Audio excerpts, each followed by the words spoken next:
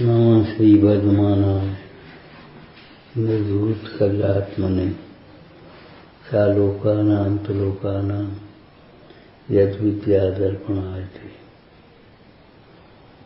मंगलमय स्वरूप की दृष्टिपूर्वक मंगलमय तत्व की ही सविकल्प भावना व्यवहार भक्ति है और निर्विकल्प भावना परमार्थ भक्ति है, जिसे शुद्ध आत्मा की आराधना भी कहते हैं। इस भक्ति से ही जीवन मंगलमय होता है, इस भक्ति से ही वर्तमान मंगलमय होता है और इस भक्ति से ही भविष्य मंगलमय बनता है। हम स्वयं अपने भाग्य के विधाता हैं।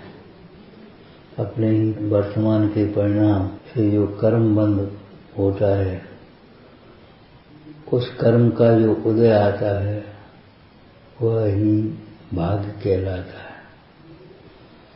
पूर्व कर्म का उदय केवल उदय के लिए नहीं है, उदय विपाक विषय धर्म ध्यान करने के लिए है। अपना उदय का विचार करें तो दूसरे का दोष दिखाई न दे। उदय है अर्थात किसी अन्य का दोष नहीं है। विचार करो, भक्ति में कामना नहीं है, उपासना में वासना नहीं है और वासना में किसी प्रकार की उपासना नहीं संभव। भक्ति मंदिर में की जाने वाली घंटे 2 घंटे की कोई आयोजन क्रिया नहीं है। भक्ति वेद ज्ञान पूर्वक वर्तने वाला निरंतर का बहुमान है। वीतराग परमेश्वर की भक्ति का अर्थ है कि हम वीतरागता की ओर बढ़ें। भक्ति भक्त को भगवान बनाने के लिए पहली सीढ़ी है। जिसे परमात्मा के प्रति भक्ति नहीं है, पद्म प्रभ मलधारी देव तो कहते हैं भैया वह संसार समुद्र के मगर के मुख में है। भक्ति के बिना मार्ग का प्रारंभ कहाँ से होगा। जब भक्ति नहीं है तो उनके वचनों का आदर भी नहीं होगा, उनके वचनों का विचार भी नहीं चलेगा, निर्णय भी नहीं होगा।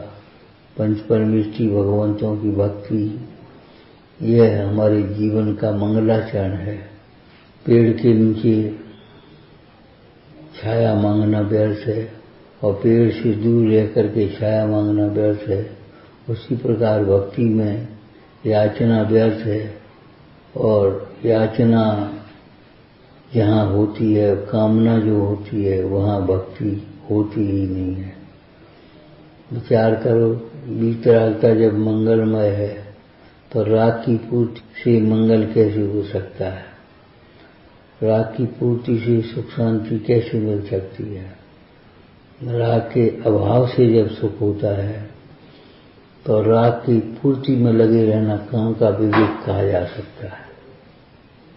मैट और राग को देखो, भगवंतों के पास आकर के भी हम यही भावना बाते हैं, हे भगवान हमारे राग द्वेष की मिथ्या कल्पना का अभाव हो और हम भी पदार्थ को जानने तो जाए नहीं, लेकिन पदार्थ जो ज्ञान में आवे उनमें भी अपनत्व की कल्पना से मोह न हो, इष्ट अनिष्ट की कल्पना से राग द्वेष न हो और हम भी अपने स्वाभाविक सुख को सहज रूप से प्राप्त करें। सूर्य में जैसे अंधकार नहीं है, ऐसी आत्मा में दुख नहीं है, आत्मा में अज्ञान नहीं है, आत्मा में विभाव नहीं है। अज्ञान, विभाव, दुख ये सब तो आत्मा को भूलने के परिणाम हैं। दुखी वह होता है जो अपने को भूलकर पुद्गल को अपना मानता है। आत्मा में दुख है नहीं, आत्मा दुखी होता नहीं और पुद्गल में दुख है नहीं, पुद्गल दुखी होता नहीं। तो फिर दुखी कौन होता है, ये प्रश्न विचार किया जाए तो दुखी वह होता है जो अपने स्वभाव को भूल करके पुद्गल को अपना मानता है, इष्ट अनिष्ट मानता है, संकल्प विकल्पों में उलझा रहता है, आदि वसानों के जाल में फंसा रहता है और उसी के लिए अपना जीवन बर्बाद करता रहता है। पंच परमेष्ठी भगवंतों की शरण में आना अर्थात उनके द्वारा बताए गए शुद्धात्मा का स्वीकार होना, शुद्धात्मा का अनुभवन होना, शुद्धात्मा की में लीनता होना है। जब शुद्धात्म स्वरूप को देखें तो कहाँ दुख है? शुद्धात्मा में दुख है नहीं और शुद्धात्मा की आराधना करने पर दुख रहता नहीं। यदि हमें दुखी नहीं होना है तो हमारा भी एक ही कर्तव्य है कि हम तत्व का निर्णय करें, वीर ज्ञान करें, आत्मानुभव करें। आत्मानुभव करने पर ही सुख क्या है ये पता पड़ता है। उससे पहले तो दुख की मंदता को सुख मान लेते हैं और तीव्रता को दुख मान लेते हैं। इच्छा की पूर्ति हो जाने को सुख मान लेते हैं, इच्छा की पूर्ति न होने को दुख मान लेते हैं। सोचो, स्वस्थ व्यक्ति को बिना किसी दवाई के, बिना किसी औषधि सेवन के जो आनंद है वह बीमार को औषधि सेवन के पश्चात भी क्या हो सकता है? कदापि नहीं। इसी प्रकार जो अज्ञानी का विषयों से होने वाला इंद्रिय सुख है और आत्मा का जो अतीन्द्रिय सुख है, उस अतीन्द्रिय सुख के सामने उस इंद्रिय सुख की तुलना करें तो वो इंद्रिय सुख स्वयं भी दुख भाषित हो जाए। विचार करो, हम आत्मा हैं, शरीर नहीं है,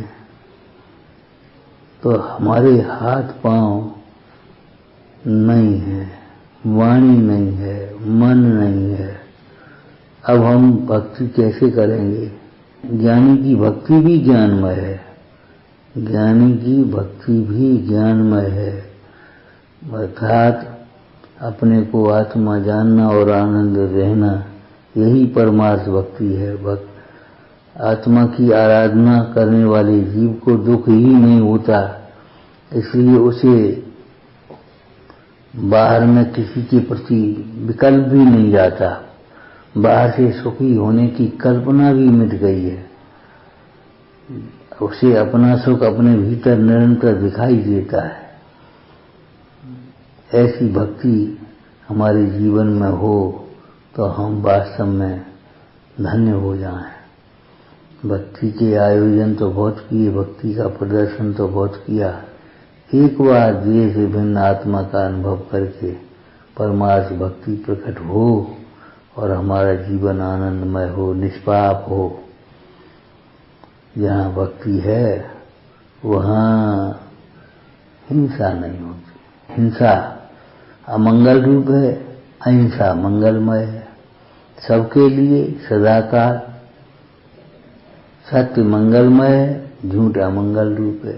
चोरी अमंगलमय है, अचौर्य मंगल रूप है। ब्रह्मचर्य मंगल रूप है, भोग अमंगल रूप है। परिग्रह का त्याग निर्गम दशा मंगलमय है और परिग्रह क्लेशमय है। परिग्रह समस्त मंगलों का कारण है। पर द्रव्य से मंगल और अमंगल का कोई संबंध ही नहीं है। अपने विभाव परिणाम वह अपने लिए अमंगल रूप हैं और स्वभाव परिणाम अपने लिए मंगल रूप हैं। ऐसा समझकर पर से निरपेक्ष हों, अपने परिणामों की संभाल में सावधान रहें। बहुत शांतिपूर्वक, बहुत विवेकपूर्वक, सर्वथा अंतर्मुखी होकर के अपने आत्मा को देखें तो आत्मा न मिले ऐसा है ही नहीं। सोचो, फूल में गंध है, लेकिन नासिका के बिना गंध का क्या स्वाद लेगा? नासिका के बिना गंध का क्या अनुभव करेगा? फूल की गंध न दिखाई देने पर भी नासिका के द्वारा ली जाती है। इसी प्रकार आत्मा अमूर्तिक है, इंद्रियों से जाना नहीं जाता, फिर भी अतीन्द्रिय ज्ञान के द्वारा जाना जाता है। अतीन्द्रिय ज्ञान कहो, स्वाधीन ज्ञान कहो, आत्मज्ञान कहो। ऐसे ही भक्ति के साथ में हमें जिन वचनों का आदर करना चाहिए, अपने वचनों की संभाल करना चाहिए और स्वासित आराधना की ओर बढ़ना चाहिए। कहते हैं क्रोध अंधा होता है, लेकिन क्रोध अंधा होता का मतलब है जब क्रोध अंधा होगा तो क्रोधी भी अंधा होगा। जब अपन को क्रोध आता है तो हम अंधे हो जाते हैं, न सोचने लायक बातें सोचते कि इससे तो मर जाएं, इससे तो कहीं चले जाएं, इससे तो ये ऐसा कर लें, न जाने कहाँ कहाँ विपरीत कल्पनाओं में पड़े रहते हैं, अपनी भूल को स्वीकार नहीं करते। क्रोध हमें अंधा बना देता है और क्रोध आदि का अंत भी पश्चाताप में होता है और आखिर कर्म का उदय सहन ही करना पड़ता है। जो परिस्थिति बनी है उसे सहन करने के अलावा कोई उपाय नहीं। हम कहते हैं सहन नहीं होता, सच बात यह है हमने सहन करने की आदत नहीं बनाई। सहन क्यों नहीं होता? महापुरुषों का हम जिन्होंने घोर उपसर्ग सहन किए, सहज भाव से सहन किए, ऐसे महापुरुषों का न तो जीवन पढ़ते हैं, न सहन न करने से होने वाले कर्मबंध का विचार करते हैं, न सहन करने से होने वाली कर्म की मेजरा का विचार करते हैं, न उस आत्मा का विचार करते हैं जिसमें वो परिस्थिति है ही नहीं जिसको हम सहन करने के लिए बहाना बना रहे हैं, मजबूर हो रहे हैं और कह रहे हैं हमसे सहन नहीं होता। सच बात यह है वह पदार्थ ज्ञान में गिए बनता है, हम ही उसमें मिथ्या संकल्प विकल्प करके अपनी विपरीत कल्पना करके दुखी हो लेते हैं। अगर हम विपरीत कल्पनाएं न करें तो पर वस्तु हमें जबरन विकार नहीं कराएगी, जबरन राग नहीं कराएगी, जबरन द्वेष नहीं कराएगी, जबरन दुखी नहीं करेगी। इन तथ्यों को भली प्रकार से समझना ही होगा। भगवान सुख के देने वाले नहीं है, सुख का मार्ग बताने वाले हैं। मार्ग स्वयं समझना पड़ेगा। अरे जलते हुए दीपक के पास भी दूसरा दीपक जलता है, वह अपनी बत्ती और तेल से जलता है। बिना बत्ती तेल का दीपक तो उस जलते हुए दीपक के पास भी ले जाएं तो काला हो जाता है। ऐसे ही अगर हम अपने विवेक के बिना इन भगवंतों के पास भी आएंगे तो लौकिक कामना करेंगे। इन लौकिक कामनाओं से हमारा क्या हित होगा? सोचो।